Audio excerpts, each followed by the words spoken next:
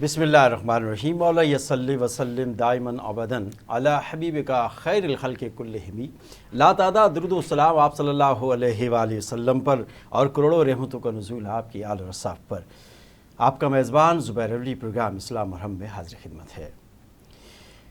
ناظرین، ہم بات کر رہے ہیں نماز کے موضوع کے اوپر کہ نماز بے حیائی سے، برائیوں سے، سود سے، رشوت سے، غرض کہ ہماری سوسائٹی میں جو بھی برا کام ہے اس سے روکتی ہے، اور وہ کس طرح روکتی ہے ہم علماء سے یہ جانیں گے کہ ایسے کون سے کام ہمیں کرنے چاہیے کہ ہم ان چیزوں سے باز آ جائیں، ہم رک جائیں، کیونکہ ہم وہ عمل ادا تو کر رہے ہیں، قائم تو کر رہے ہیں، کوشش تو کر رہے ہیں، لیکن اس کوشش کا کوئی صلہ نہیں مل رہا، تو وہ کیسے ملے گا؟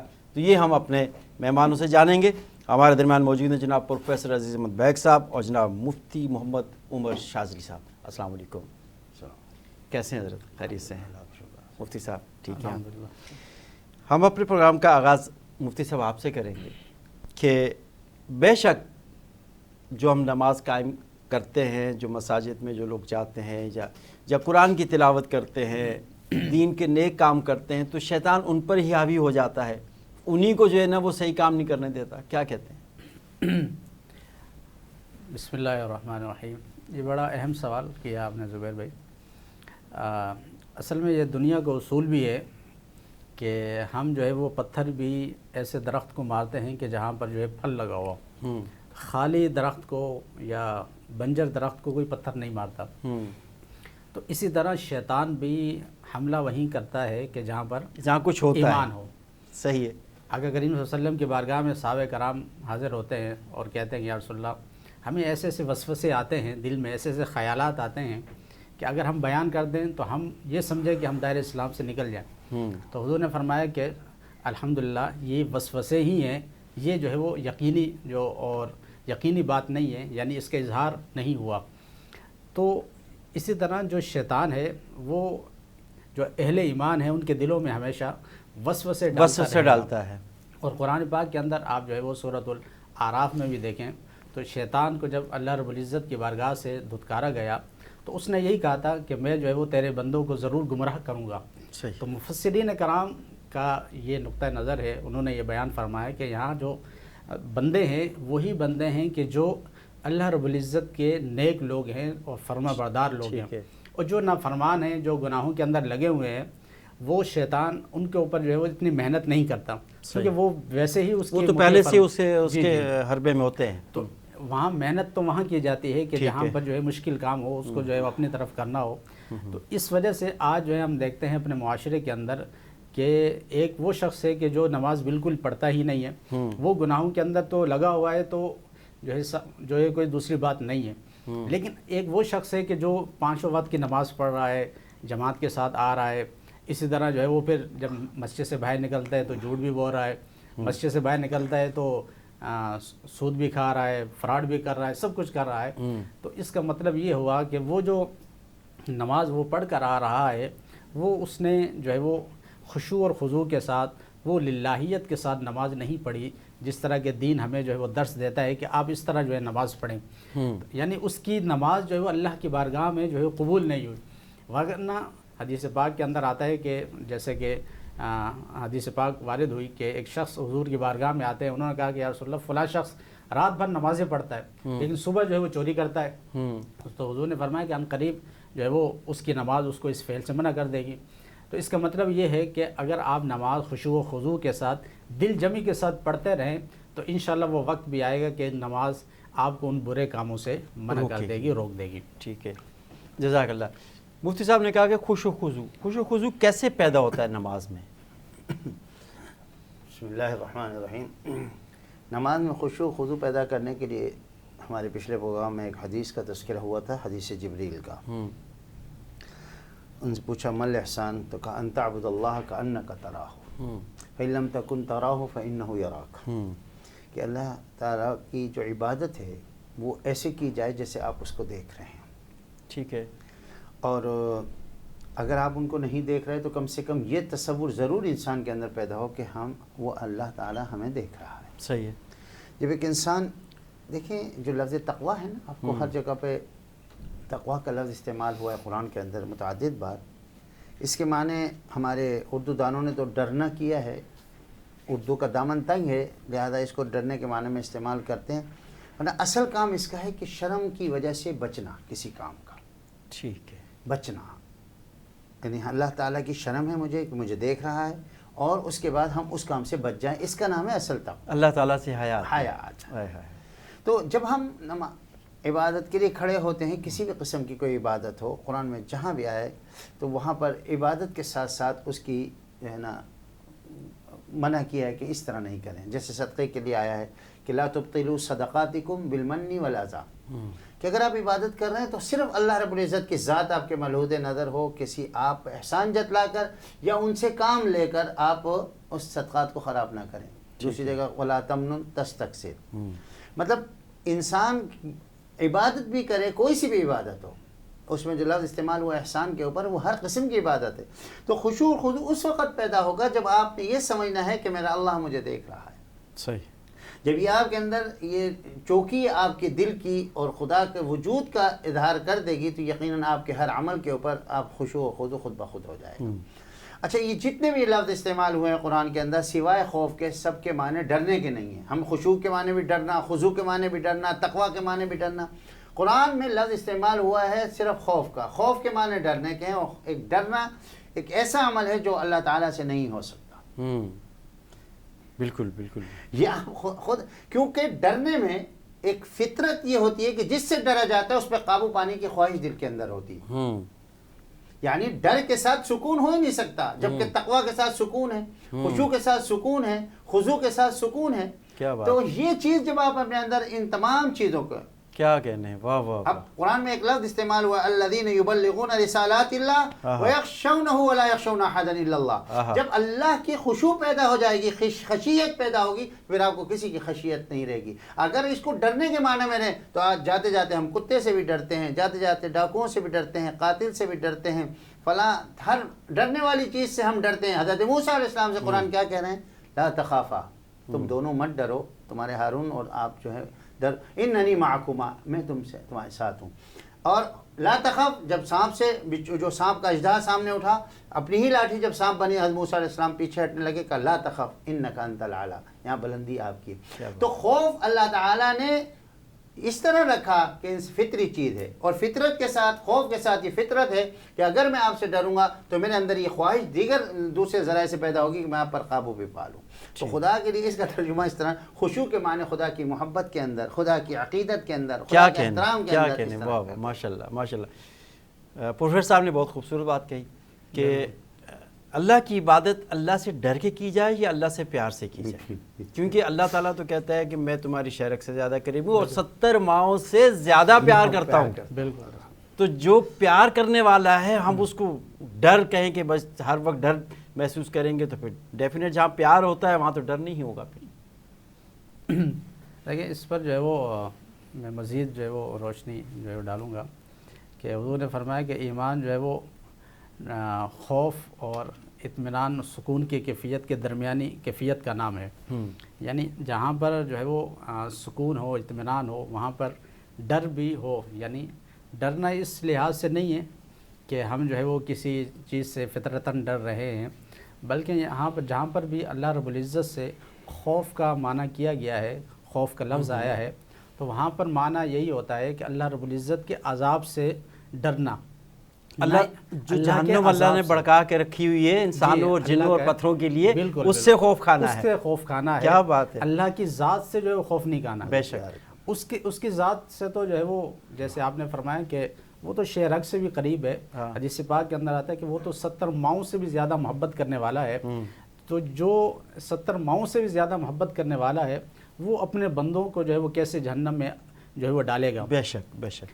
جو اس وجہ سے ایک اور حدیث پاک کے اندر صحیح بخاری اور مسلم کی حدیث پاک ہے کہ حضور نے فرمایا کہ اللہ رب العزت کی جو رحمت ہے، اللہ رب العزت اس کے 100 جو ہے وہ حصے فرمائے اور ایک حصہ جو ہے اس دنیا کے اندر رکھا ہے، اللہ، اور باقی 99 حصے جو ہے وہ اپنے پاس رکھے ہیں. اللہ. تو وہ اس ایک حصے کی وجہ سے اللہ رب العزت کے اس ایک حصے کی وجہ سے رحمت کے جو رکھا ہے اس دنیا کے اندر، ہر جو ہے وہ شخص ایک دوسرے سے محبت کرتا ہے، یہاں تک کہ ماں اپنی اولاد سے محبت کرتی ہے، اور اسی طرح جو ہے وہ ہماری جو محبتیں ہیں وہ اس ایک حصے کی وجہ سے.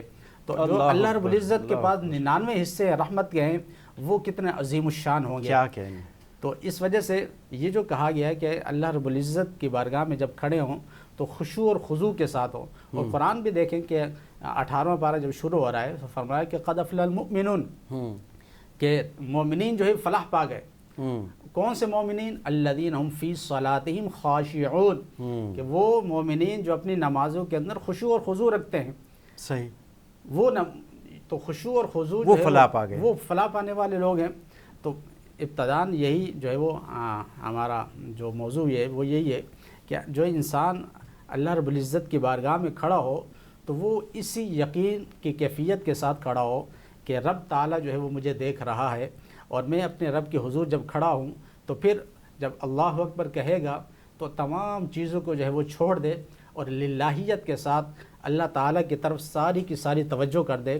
اور ایک اور حدیث پاک بھی مجھے ابھی ذہن میں آئی کہ حدیث پاک کے اندر آتا ہے کہ جو شخص نماز شروع کرے اور وہ توجہ اپنے اللہ کی ذات کی طرف نہ کرے تو اللہ رب العزت کی رحمت بھی اس سے توجہ ہٹا لیتی ہے. اللہ اکبر. تو آپ دیکھیں کہ یہ جو خشوع اور خضوع ہے کتنا ضروری ہے، کتنا ضروری ہے کہ جب آپ خشوع اور خضوع نہیں رکھیں گے نماز کے اندر تو اللہ تعالیٰ کی رحمت بھی آپ سے جو ہے وہ منہ پھیل لے گی، توجہ ہٹا لے گی.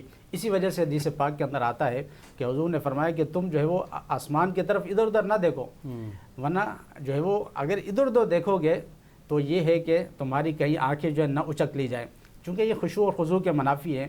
تو لہذا جو ہے جب بھی نماز پڑھی جائے تو یہ خشوع اور خضوع جو ہے جب اس کے ساتھ پڑھیں گے تو انشاءاللہ تعالیٰ یہ جو ہمارے اندر جو تسلسل ہے نماز کا اس سے جو ہے بہتری آئے گی، اور ہم جو ہے وہ بے حیائی اور منکرات سے بھی انشاءاللہ اس سے بچیں گے، محفوظ رہیں گے. جزاک اللہ مفتی صاحب. اچھا پروفیسر صاحب یہ فرمائیے کہ جس طرح مفتی صاحب نے یہ بات کہی کہ خشوع و خضوع کے لیے ضروری ہے کہ اللہ تعالیٰ کی طرف توجہ کی جائے، اگر نہیں کریں گے تو ڈیفینیٹ اللہ کی یہ تو دنیاوی بھی اصول ہے، اگر آپ کسی کو اگنور کریں گے تو وہ بھی آپ کو اگنور کر دے گا، ہے نا. تو اللہ تعالیٰ جو ہے کہ وہ جہاں رحمان ہے، جہاں کریم ہے، جہاں غفور ہے، وہاں قہار بھی ہے. یعنی کہ یہ تمام صفات ہیں اللہ تعالیٰ کی. ہم نے اگر اللہ تعالیٰ کا اللہ تعالیٰ سے محبت ہمارے دل میں ہے تو وہاں اللہ تعالیٰ کے قہر کو بھی یاد کرنا چاہیے، ناراضگی کو بھی. بسم اللہ الرحمن الرحیم. دوبارہ میں اس کو آغاز کروں گا. تو صاحب نے ایک حدیث بیان فرمائی کہ الایمان بین الخوف والرجاء. ہاں، ایمان امید اور خوف کے درمیان میں ہے انسان. اللہ تبارک و تعالیٰ کی طرف، جیسے آپ نے میری بات کی مزید وضاحت کی کہ ہمیں خدا اللہ تعالیٰ سے محبت کرنی چاہیے. اس محبت میں جب ہم اللہ رب العزت کی طرف جھکیں گے تو یقیناً دل کے اندر وہ سکون و اطمینان پیدا ہوگا کہ قرآن کی آیت ہے نا، الا بذکر اللہ تطمئن القلوب. بے شک. الم یأن للذین آمنوا ان تخشع قلوبهم بذکر اللہ، الا بذکر اللہ تطمئن القلوب. صحیح ہے. کیا ابھی تک مومنین کے دل نرم نہیں ہوئے اللہ کی خشیت سے، اللہ کے خشوع سے؟ اور یہ یاد رکھنا جب اس خشوع کے ساتھ اللہ کی طرف متوجہ ہوں گے تو تطمئن القلوب، یہ قلوب کو اطمینان، سکون مل جائے گا. لوگ نفسیاتی ہاسپٹل جا رہے ہیں، فلاں دوائیاں کھا رہے ہیں. خدا قرآن نے کیا کہا ہے؟ اللہ کا تذکرہ کرو. بے شک. ایک امام ابو حنیفہ رحمۃ اللہ علیہ کا ایک عاشق گزرا، اس نے ایک شعر پڑھا تھا، اعد ذکر نعمان لنا ان ذکرہ، کہ ہمارے سامنے نعمان بن ثابت یعنی ابو حنیفہ کا تذکرہ بار بار کیا کرو. هو المسک ما کررتہ یتضوع، کہ وہ تو مشک کی طرح ہے کہ جتنی دفعہ تذکرہ کریں گے خوشبو کرے گا. تو یہ ایک ادنا سا انسان اللہ کے مقابلے میں اس کے بارے میں ہم عاشق اور اس کے محبوب اور اس کے مقلد اس طرح کہہ سکتے ہیں، تو اللہ کے بارے میں یہ نہیں ہو سکتا. فذکر فإن الذکریٰ تنفع المؤمنین، بار بار یاد کرو اللہ کو، یہ مومنین کو فائدہ دیتا ہے اور یہ اطمینان قلب ہوتا ہے. اچھا اب ہم آتے ہیں، پچھلے پروگرام پہ ہمارا ایک ہوا تھا، آپ نے پڑھا ان الصلاۃ تنہی عن الفحشاء والمنکر، اگلا لفظ آپ نے چھوڑ دیا ولذکر اللہ اکبر. انسان یہ دیکھ لیجئے کہ جتنے بھی ماشاءاللہ تصوف والے بزرگان دین جنہوں نے یہ علم بردار ہیں اس دین کو پھیلانے میں اور ان کو سنبھالنے میں، جن کا بہت بڑا کردار ہے، وہ آپ کو مستقل زبان کو رطب اللسان رکھتے ہیں اللہ کے ذکر سے. اللہ اکبر. بے شک بے شک. اچھا جو شخص ذکر کرتا رہتا ہے شیطان اس سے دور بھاگتا ہے، یہ حدیث میں موجود ہے. جب شیطان دور بھاگتا ہے تو اس کی رسیاں اس کے قریب نہیں آتی. جو شیطان کی رسیاں ہیں، جو شیطان کے آلات ہیں، جو شیطان کے پھندے ہیں، وہ اس کے قریب نہیں آتی. تو اللہ تبارک و تعالیٰ اس کو ویسی فحاشی سے بچاتا ہے. جو صلاۃ ٹائم ہے وہ ایک مختصر ہے، لیکن ذکر کا ٹائم کیا ہے؟ ذکر کے لیے قرآن کے 4 سپارے میں آیت ہے الذین یذکرون اللہ قیاما وقعودا وعلی جنوبہم، وہ لوگ جو اللہ کا کھڑے ہوئے ذکر کرتے ہیں، بیٹھ کر ذکر کرتے ہیں اور لیٹ کر ذکر کرتے ہیں. وَيَتَفَكَّرُونَ فِي خَلْقِ السَّمَاوَاتِ، توجہ کس چیز کا نام ہے؟ کہ اللہ کی صنعیت کے اندر غور کرتے رہے. اور کیا؟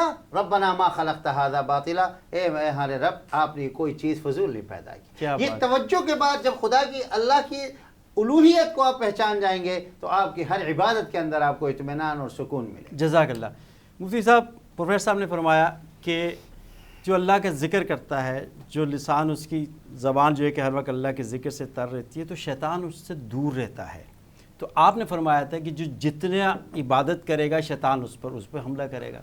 کیا کہتے ہیں؟ دیکھیں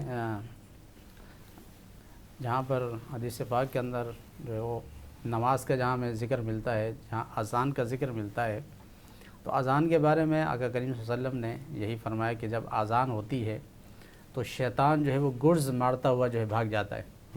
تو جہاں تک اذان کی آواز آ رہی ہوتی ہے وہاں تک جو ہے وہ شیطان جو ہے وہ بھاگ رہا ہوتا ہے.